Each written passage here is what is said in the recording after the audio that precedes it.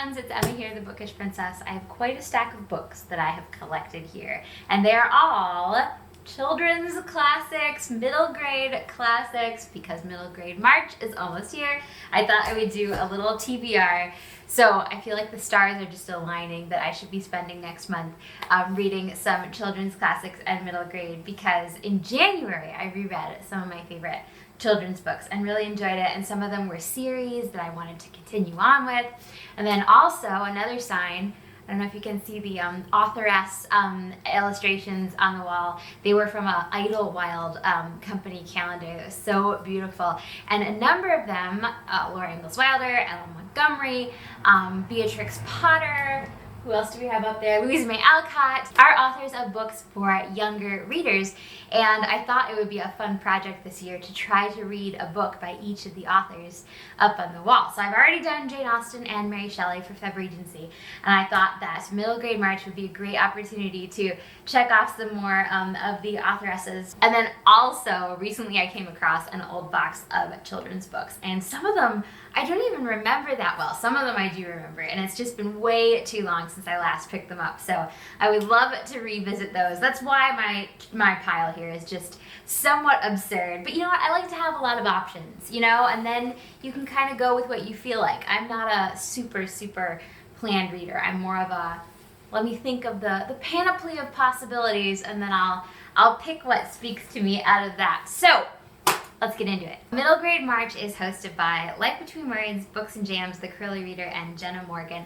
I'll make sure I leave their announcement linked down below, so if you haven't heard of it, you can learn more about it. The idea is to read middle grade children's literature, and they have a whole bunch of different prompts. I think I'll fulfill a couple of the challenges. There really is nothing better than a classic children's book, classic middle grade book, because it appeals to all ages. When you read it as an adult, you notice things you didn't notice as a child, and it's just so comforting and charming to come back to. So this is in no particular order. I'm just gonna kind of go with the books as we pick them up. First of all, I have Laura Ingalls Wilder, who is one of my ladies of literature up on my wall. Also, I just reread Little House in the Big Woods, which was such a charming wintertime read. And of course, the next in the series is the title book in the series, Little House on the Prairie. I love Little House in the Big Woods because their family is still nearby, and it just feels so cozy and safe. And of course, Little House on the Prairie is when they load up the wagon and head out west. Pa just can't bear to live where he can see his neighbors. Is that such an unreasonable thing to ask, where you can't see any neighbors? So there are more dangers and more difficulties that the family gets into. But these are just such wonderful stories, and I love Laura Ingalls Wilder's voice. I love getting to know her family. And speaking of that, I feel like the last couple of times I've mentioned Little House on the Prairie, you guys have reminded me of these. There are spin-off series that are about other generations of Laura's family. So here we get to know her pa and ma and her sisters, but this goes back to her great-grandmother in Scotland. There's one of her grandmother in Boston. There's a series for her mother, Caroline, as well, and these take place when those ancestors were little girls themselves. It's so fun to visit these different time periods, these different locations. And then there is also another series for Rose, Laura's daughter. So it's just so fun. This is the Charlotte years on Tide Mill Lane, the Martha years down to the Bonnie Glen. So if you love Laura Ingalls Wilder but have never checked these out, you definitely should. Maybe after I finish my reread of the main series, I will try to get onto that. I mentioned Louisa May Alcott. She's right there on the wall, so I would love to reread Little Women. It's been quite a while. This is Little Women and Good Wives, and of course it's the beautiful Rifle Paper Company cover. So I don't know if I'll get through both, just one. Years ago we visited Louisa May Alcott's house, and it was such a treat because, like Laura Ingalls Wilder, her real family inspired all of this. And the four March sisters are very much like the four Alcott sisters, and so visiting Louisa May Alcott's house was just such a treat to see the similarities. These are all such classics and obvious picks, but it's been a little while since I've reread all of them. And they're the kind of books that you definitely want to revisit time and time again. Anne of Green Gables is the next one. This is the Virago Modern Classics. You can see all of mine on one of those shelves. I think that one. over there in the corner. As I was purchasing these paperbacks, I was reading them, and it was just last year that I finished reading the entire Anne series. I don't think that I read all of them when I was growing up, so it was really fun. You know, and I read Emily of New Moon and Jane of Lantern Hill. Last year, for my book club, we read The Blue Castle, which that I think is more classified as adult, but that's such a wonderful book. But anyway, it just seems appropriate. I've wandered about in the other L.M. Montgomerys widely enough that I feel like it's time to come back to Anne. She's just such a delightful, one-of-a-kind, kindred spirit, such a character. I feel like this will be really fun in the springtime as well. A lot of these books, I just think the children's books in the springtime, in March, as we wait for spring, as the first signs of it appear, it'll be really fun to read. I don't have my copies of Beatrix Potter, and I don't know if Beatrix Potter, does she count as middle grade? I'm not sure, but she is up on my wall, so that makes me want to pick up a Beatrix Potter book. Most of my TBR are rereads, but there are a couple new to me books, so I would really love to read The 100 Dresses by Eleanor Estes, which I am familiar with because of this book, The Witch Family. I adore this book. I mean, even if it's not Halloween, it would be fun to read, but it's extra fun to read at Halloween. You have Old Witch and Little Witch, and there's a spelling bumblebee, and it's really just such a delightful, delightful story. I have never read The 100 Dresses, but I love this author so much that I think it'll be neat to check out. My mom said that this is quite a different tone. This is more just like a happy and whimsical and magical. This is a little bit more serious. I think the character might deal with some bullying.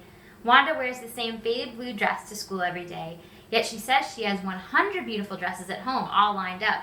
The other girls don't believe it, and when Peggy starts a daily game of teasing Wanda about the 100 dresses, everyone joins in. It's not until Wanda fails to come to school one day that her classmates learn the truth about the 100 dresses, and Maddie and Peggy learn the meaning of kindness and generosity of spirit. So I think it'll be really neat to check this out. Another book on my list, and this one is like one of the for sure, definitely going to read books, is Oscar Wilde's Fairy Tales. So often when you think of Oscar Wilde, you think of the importance of being earnest, you think of Portrait of Dorian Gray, you think of these adult plays and adult novels, but he wrote for children as well. And I think his fairy tales are very like heartfelt and kind of moralistic. So I'm really interested to read them. I've never picked up his fairy tales or children's books before. And this is actually our book club pick. So I have a little Bookish Kingdom book club that I do with my subscribers, and we pick a book to read each month, and then towards the latter end of the month, we have a video call where we can all discuss it. It's been so much fun to chat about books every month with you guys. The fairy tales discussion is going to be on Saturday, March 18th, so it should be kind of appropriate for St. Patrick's Day, since Oscar Wilde was an Irish author. With the book club, we chat about the book in Discord, and then I email out the video call link. So if you're interested in being a part of that, just send me an email, emma@bookishprincess.com. I feel like I cannot make a video about classic children's middle grade literature without bringing up Elizabeth Gooch, because she is one of my all-time favorite authors. This is, where is it? That's the Elizabeth Gooch shelf. She wrote adult literature as well, but she is very well remembered for her children's books. And I think Little White Horse is one of her most famous, most beloved. And it is just such a charming, magical tale. There's definitely these touches of magic. Moonacre is the name of the estate that Maria Merriweather goes back to. Kind of like L.M. Montgomery, I feel like I have wandered far amidst the other Elizabeth Gooch books, but it's been a long time since I last reread Little White Horse, so at some point I want to get to this. Well, we'll see. I do not expect to get to all these, and then a lot of these last ones are the ones that were in that box that I had almost forgotten about. All of this I definitely had not forgotten about, and I had been worried about. I was like, where is my copy of All of a Kind Family? This is by Sydney Taylor. It is such an adorable story of a Jewish family living in New York. I think it's kind of at the turn of the century, 1912. Among the immigrant families on New York's Lower East Side. They are growing up and they're always dressed in their beautiful pinafores, and it's all of a kind because there are 5 girls. Kate Howe and I did a video, which is over on her channel, of our favorite families in literature. And I feel like a lot of the books I'm mentioning were on our list, and this was definitely one of the most wonderful families. And it is a series. There's All of a Kind Family Downtown, more All of a Kind Family, All of a Kind Family Uptown. So I'm just excited to know where this book is now. And that way I'll be able to reread it when I want to get to it. This book I do not really remember reading, although I must have read it. I mean, you can tell it's been read. And in my family, we have 5 in my family, but there are 4 boys and 1 girl. So whenever I read All of a Kind Family, I was like, I couldn't have gotten just 1 sister. But yeah, I'm the only person in our family likely to have read this, and the spine is creased. So I must have read it at some point. Don't remember it. It'd be fun to try again. It's called Mandy by Julie Edwards, who is, of course, Julie Andrews from Sound of Music, Mary Poppins. This one I do remember. The Secret Language by Ursula Nordstrom. I could even tell you some of the words in The Secret Language. There was Liebasa. Oh, I can't remember the others, but I feel like they would come to me. This was so adorable. Victoria North is sent to boarding school, feels lost and alone, but one day she meets Martha Sherman, who teaches her the secret language. So just a fun girls' boarding school story. And then this we were just chatting about in my Discord group recently. This again, it was in the box with the other books. I don't really remember it. It's called The Borrowers by Mary Norton. I did always love books about like doll-sized things and people. And the series that I remember most is The Littles, because that series of tiny people, they had little tails. And I loved that one. But I must have enjoyed The Borrowers too, because I mean, you can tell from the cover, they are tiny people. And I always loved that kind of dollhouse aesthetic. And Beatrix Potter, like Hunca Munca, aren't they the ones that invade the dollhouse? And of course, Tasha Tudor, I always loved. She had a Christmas story all about this spectacular dollhouse and this doll's party that was just adorable. And see, while I was thinking of doll books, I realized I had to tell you guys about this book, which this again, I would like to reread. It's been too long. Rachel Field's Hitty, Her First 100 Years. So this book is so amazing. It is about a doll who was carved, I think in the 1860s. When was the doll originally made? 1829, the dead of winter. An Irish peddler carved me out of a small piece of mountain ash. So this book stretches from 1829 to, I believe, 1929. And you know what? Has anyone written Hitty's second 100 years? Because that just occurred to me that 1829, 1929, and here we're coming up on 2029. Somebody needs to write Hitty's second 100 years. It is just so fun. You see all the different adventures and the different families, and this edition in particular is just spectacularly illustrated with these huge pages. She even meets Abraham Lincoln. Definitely want to reread this.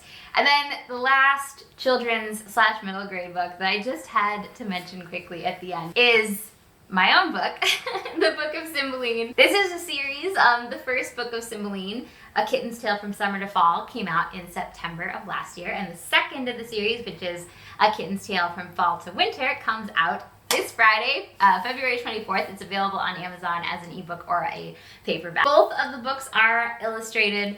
This would be great as a bedtime book for little ones, or I think as a middle grade book, because I definitely didn't write down, with the reading level at all. Both of these books follow the true story. The first follows when Cymbeline first showed up in the tree hollow right outside my farmhouse unexpectedly. I had no plans of adopting a kitten, knew nothing about cats, but Cymbeline just worked her way into my life. And then the second book has been really fun to write because I feel like Cymbeline really comes into her own. She's a growing kitten, she's getting bigger, she's going on new adventures. I've been talking about all of my favorite doll books, and I do love dolls. I still sometimes have doll displays out around my farmhouse. You will definitely be able to see that in the second book of Cymbeline. There are several different kind of fun doll scenes. You also go along with the seasons and the holidays, Halloween, Thanksgiving, Christmas, the winter days. So if you're looking for something quick to read for middle grade March, either the first or the second would be a great pick.